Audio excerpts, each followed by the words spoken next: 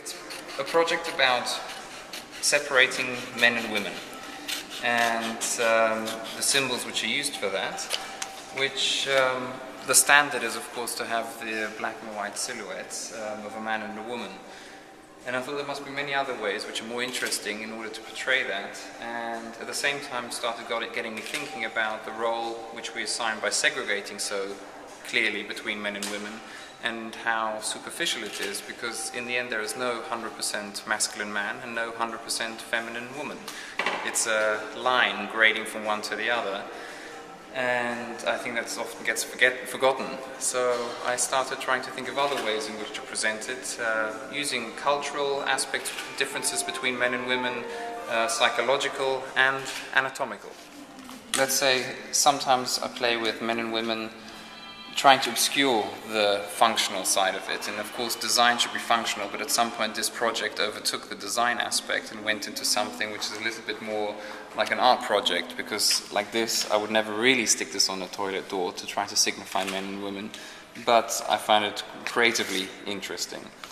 This is trying to bring down to the essence of what symbolizes man and woman, and I think it's pretty obvious. Still, I wouldn't be sure to use it in real life, because too many people would be left wondering which one is which, or just not recognize it's a toilet at all. But otherwise, I think as an essence of the male and female, it's pretty clear. Here, obviously trying to make it humoristic, but at the same time using very much the anatomical differences, which it's a reality. When it comes to separating the difference between man and woman, that's the thing we fundamentally tend all to look at the most. And so I use a lot of anatomical references, which in this case I think are not seen so much as sexual, but just as differentiating, literally. At the same time, all of these, as I said earlier, they try to separate a little bit the side of having a cultural aspect, having a psychological aspect, and also just reminding us how lucky we are that we even have toilets. I mean, if you think like now in India, for instance, how many children die of problems from bad sanitation, there's really a big drive to try to, in impoverished countries, to try to get better sanitation and better toilet systems and so on. And so I think somehow, for me at least, it reminds me as well of how lucky we are to have that, and to even have that in the home, right? I mean, even 50 years ago, 80 years ago, even in this country, many people, you still had to go outside somewhere, and I still see places in the villages here in Bulgaria where it's like that, and that's already a big step up, at least it's something, but it was a problem before. So this one is more sort of an aesthetic one, let's say, of trying to just again bring down to the minimum way in which you can demarcate male and female, but just trying to sort of show basically trousers and skirt, but basically in the same sort of proportions and shape. Some more playful ones of just for fun. The funny coincidence of the similarities between a tampon and a sperm. Cultural differences and cultural stereotypes, let's say, which in the end, that's another thing. I mean, all these male-female signs, they're all based around a stereotype. A stereotype is, of course, by necessity has to try to get everybody to function, and to bring them into line of what you want them to see, but at the same time it does not necessarily reflect the reality of gender, because there's such a thing as a physical gender or biological gender, and there's such a thing as a mental gender. And in our nowadays contemporary society, I think these get mixed a lot. And it's a good question whether there should be even just segregation at all. I mean, if we don't want segregation between blacks and whites, let's say, should there be segregation between men and women in the toilets? And we should all just learn to be hygienic and clean and leave it the way we found it, right? There's some other funny ones playing on American sports. On what would happen, let's say, in Afghanistan if the Taliban came to power, if they have toilets, maybe it would look something like that. Who knows? Then this is a tangram.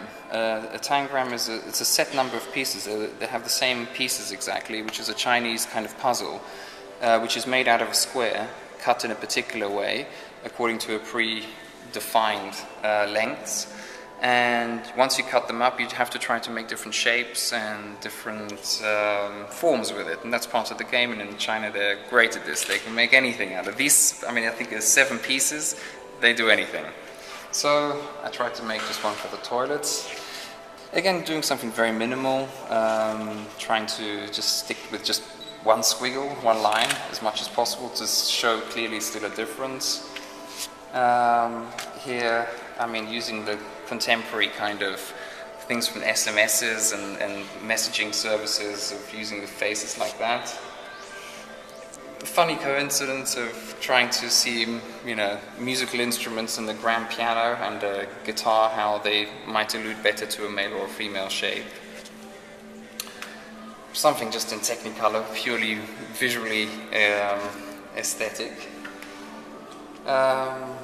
Again, playing around with different shapes. This is here obviously meant to be kind of like M for man, W for woman. And it's, I mean, in many countries they still use text in order to signify the toilets, which either they don't have many tourists or foreigners who come there, or they actually maybe want to confuse tourists on purpose. So they think, okay, we'll write it, you know, and they won't know we won't put any symbols up. For instance, in the Philippines, I read that they like to put the abbreviation CR, comfort room, which is only used in the Philippines. And all foreigners who go there, apparently they get very confused and start saying, what's CR, what's, you know, okay, comfort room, but you're not going to think of it. So, men, women, again playing with text, which is still popular. Playing with biblical myths of Adam and Eve in the Garden of Eden, and the original split between man and woman, let's say. Playing on opposites of, you know, so men can go into the no women and vice versa. This is written in Braille. Obviously the colors are not for the blind, but I'm thinking that even if you do have toilets where it's written in Braille, how would a blind person necessarily know where to look to feel for the Braille, right? So this way, at least a sighted person might be able to tell the blind person, there's the Braille, because normally if you've seen like in elevators as well, they have Braille for blind people, they have the floor numbers, right, 1, 2, whatever. But they're normally done just in a sort of metallic grey, so you don't even pay attention to it normally. So this was one way to try to get people to think that, here it's colourful, you see the Braille, and so if you ever see a blind person coming in, you can tell them, here it is straight away. They don't have to sort of feel around everywhere to find the sign. Playing around, having fun, many of these are just humoristic, sort of, this one, again, humoristically with a joint in their hand. Playing again on the genitals and text and the links, which is how easy it is to represent and how easily we shift our signifiers from a text to something anatomical. Trying to be the invisible man and invisible woman. So, these are some of the thoughts, but this is on the genetics, right? The XY chromosome for the men and the 2 X's for the women. So, the boxer and the ballerina as sort of stereotypical images we have of, little kids who fight and end up boxing or something, and little girls who want to do ballet.